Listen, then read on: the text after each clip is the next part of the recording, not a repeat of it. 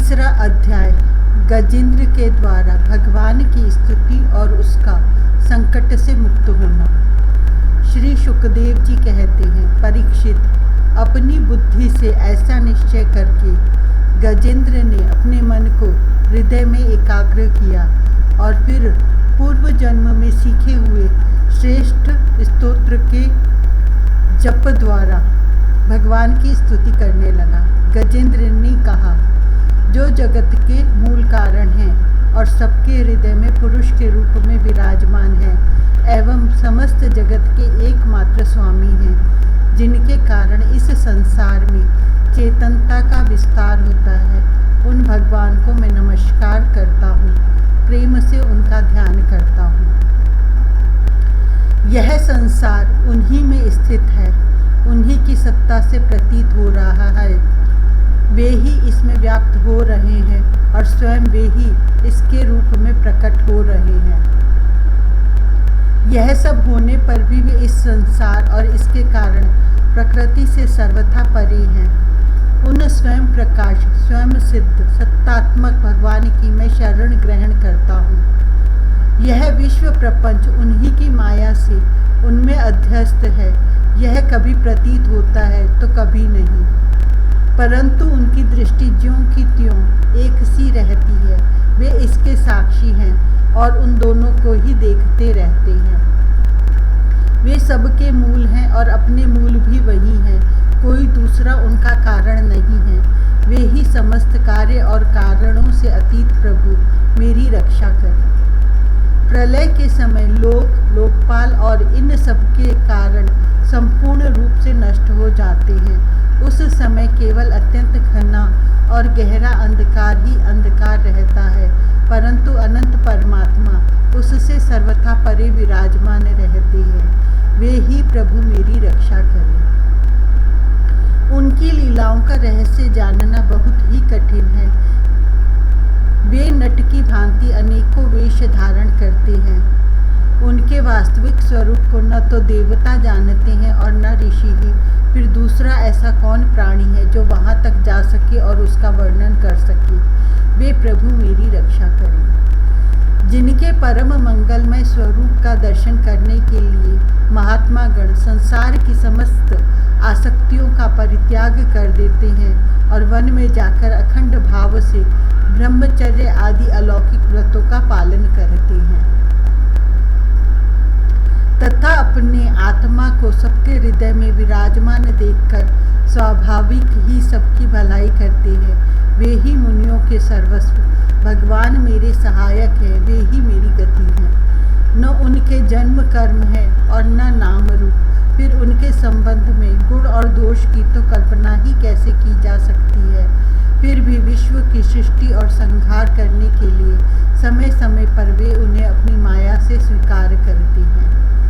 उन्हीं अनंत शक्तिमान सर्वेश्वर्यमय पर ब्रह्म परमात्मा को मैं नमस्कार करता हूँ। वे अरूप होने पर भी बहुरूप हैं। उनके कर्म अत्यंत आश्चर्यमय हैं। मैं उनके चरणों में नमस्कार करता हूँ। स्वयं प्रकाश सबके साक्षी परमात्मा को मैं नमस्कार करता हूँ। जो मन, वाणी और चित्त से अत्यंत दूर है, उन परमात्मा को मैं नमस्कार करता हूँ। विवेकी पुरुष कर्म संन्यास अथवा कर्म समर्पण के द्वारा अपना अंतःकरण शुद्ध करके जिन्हें प्राप्त करते हैं तथा जो स्वयं तो नित्य मुक्त परम आनंद एवं ज्ञान स्वरूप है ही, दूसरों को कैवल्य मुक्ति देने की सामर्थ्य भी केवल उन्हीं में है, उन प्रभु को मैं नमस्कार करता हूँ। जो सत्व, रज, तम इन तीन गुणों का धर्म स्वीकार करके क्रमशः शांत, घोर और मूढ़ अवस्था भी धारण करते हैं, उन भेद रहित समभाव से स्थित एवं ज्ञान घन प्रभु को मैं बार बार नमस्कार करता हूँ। आप सबके स्वामी, समस्त क्षेत्रों के एकमात्र ज्ञाता एवं सर्व साक्षी हैं। आपको मैं नमस्कार करता हूँ। आप स्वयं ही अपने कारण हैं। पुरुष और मूल प्रकृति के रूप में भी आप ही हैं। आपको मेरे बार बार नमस्कार। आप समस्त इंद्रिय और उनके विषयों के दृष्टा हैं, समस्त प्रतीतियों के आधार हैं। अहंकार आदि छाया रूप असत वस्तुओं के द्वारा आपका ही वस्तुओं की सत्ता के रूप में भी केवल आप ही भास रहे हैं। मैं आपको नमस्कार करता हूँ। आप सबके मूल कारण हैं, आपका कोई कारण नहीं है तथा कारण होने पर भी आप में विकार या परिणाम नहीं होता। इसलिए आप अनोखे कारण हैं। आपको मेरा बार बार नमस्कार। जैसे समस्त नदी झरने आदि का परम आश्रय समुद्र है, वैसे ही आप समस्त वेद और शास्त्रों के परम तात्पर्य हैं। आप मोक्ष स्वरूप हैं और समस्त संत आपकी ही शरण ग्रहण करते हैं। अतः आपको मैं नमस्कार करता हूँ। जैसे यज्ञ के काष्ठ अग्नि में अग्निगुप्त रहती है, वैसे ही आपने अपने ज्ञान को गुणों की माया से ढक रखा है। गुणों में शोभ होने पर उनके द्वारा विविध प्रकार की सृष्टि रचना का आप संकल्प करते हैं। जो लोग कर्म संन्यास अथवा कर्म समर्पण के द्वारा आत्म तत्व की भावना करके वेद शास्त्रों से ऊपर उठ जाते हैं, उनके आत्मा के रूप में आप स्वयं ही प्रकाशित हो जाते हैं। आपको मैं नमस्कार करता हूँ। जैसे कोई दयालु पुरुष फंदे में पड़े हुए पशु का बंधन काट दे, वैसे ही आप मेरे जैसे शरणागतों की फांसी काट देते हैं। आप नित्य मुक्त हैं, परम करुणामय हैं और भक्तों का कल्याण करने में आप कभी आलस्य नहीं करते। आपके चरणों में मेरा नमस्कार है। समस्त प्राणियों के हृदय में अपने अंश के द्वारा अंतरात्मा के रूप में आप उपलब्ध होते रहते हैं। आप सर्वैश्वर्यपूर्ण एवं अनंत हैं।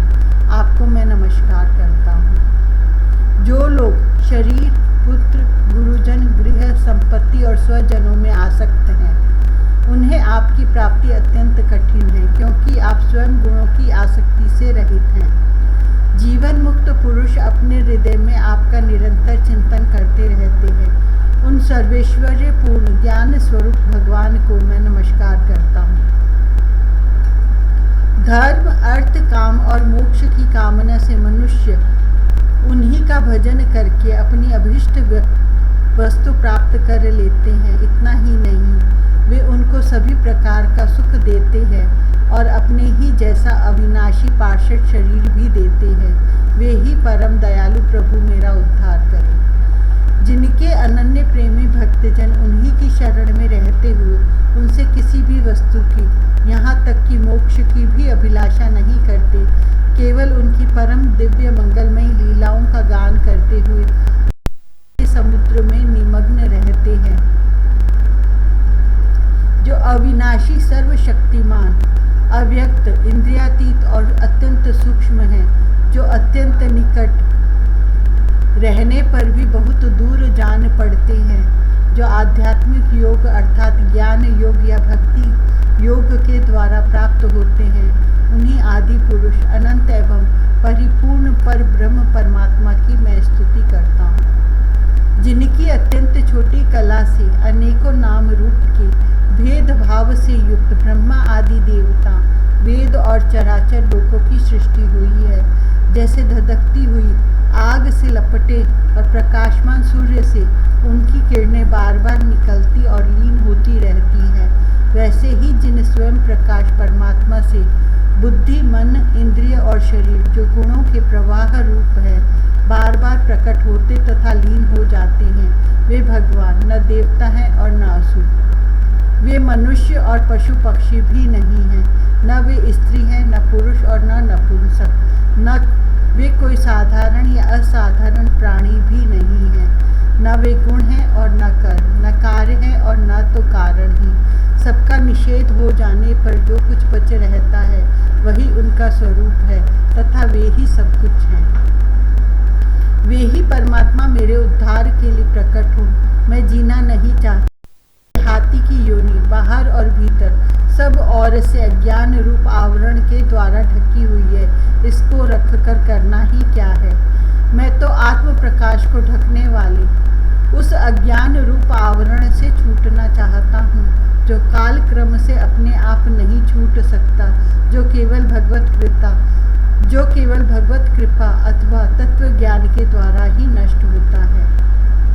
इसलिए मैं उन पर ब्रह्म परमात्मा की शरण में हूँ, जो विश्व रहित होने पर भी विश्व के रचयिता और विश्व स्वरूप है। साथ ही जो विश्व की अंतरात्मा के रूप में विश्व रूप सामग्री से क्रीड़ा भी करते रहते हैं, उन अजन्मा परम पद स्वरूप ब्रह्म को मैं नमस्कार करता हूँ।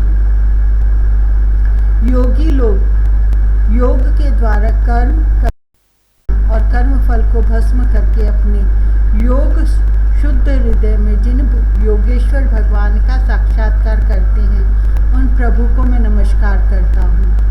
प्रभु, आपकी 3 शक्तियों सत्व, रज और तम के राग आदि वेग असह्य हैं। समस्त इंद्रियों और मन के विषयों के रूप में भी आप ही प्रतीत हो रहे हैं, इसलिए जिनकी इंद्रियां वश में नहीं हैं, वे तो आपकी प्राप्ति का मार्ग भी नहीं पा सकते। जिनकी शक्ति अनंत है, शरणागत वत्सल है।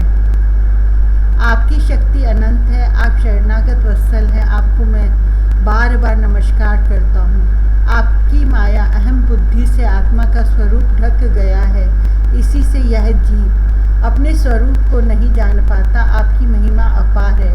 उन सर्वशक्तिमान एवं माधुर्य निधि भगवान की मैं शरण में हूँ। श्री सुखदेव जी कहते हैं, परीक्षित, गजेंद्र ने बिना किसी भेदभाव के निर्विशेष रूप से भगवान की स्तुति की थी। इसलिए भिन्न भिन्न नाम और रूप को अपना स्वरूप मानने वाले ब्रह्मा आदि देवता उसकी रक्षा करने के लिए नहीं आए। उस समय सर्वात्मा होने के कारण सर्वदेव स्वरूप स्वयं भगवान श्री हरि प्रकट हो गए। विश्व के एकमात्र आधार भगवान ने देखा कि गजेंद्र अत्यंत पीड़ित हो रहा है, अतः उसकी स्तुति सुनकर वेदमय गरुड़ पर सवार हो चक्रधारी भगवान बड़ी शीघ्रता से वहां के लिए चल पड़े, जहां गजेंद्र अत्यंत संकट में पड़ा हुआ था। उनके साथ स्तुति करते हुए देवता भी आए। सरोवर के भीतर बलवान ग्राह ने गजेंद्र को पकड़ रखा था और वह अत्यंत व्याकुल हो रहा था। जब उसने देखा कि आकाश में गरुड़ पर सवार होकर हाथ में चक्र लिए भगवान श्री हरि आ रहे हैं, तब अपनी सूंड में कमल का एक सुंदर पुष्प लेकर उसने ऊपर को उठाया और बड़े कष्ट से बोला, नारायण जगत गुरु भगवान, आपको नमस्कार है। जब भगवान ने देखा कि गजेंद्र अत्यंत पीड़ित हो रहा है, तब वे एक बार ही गरुड़ को छोड़कर कूद पड़े और कृपा करके गजेंद्र के साथ ही ग्राह को भी बड़ी शीघ्रता से सरोवर से बाहर निकाल लाए। फिर सब देवताओं के सामने ही भगवान श्री हरि ने चक्र से ग्राह का मुंह फाड़ डाला और गजेंद्र को छुड़ा लिया।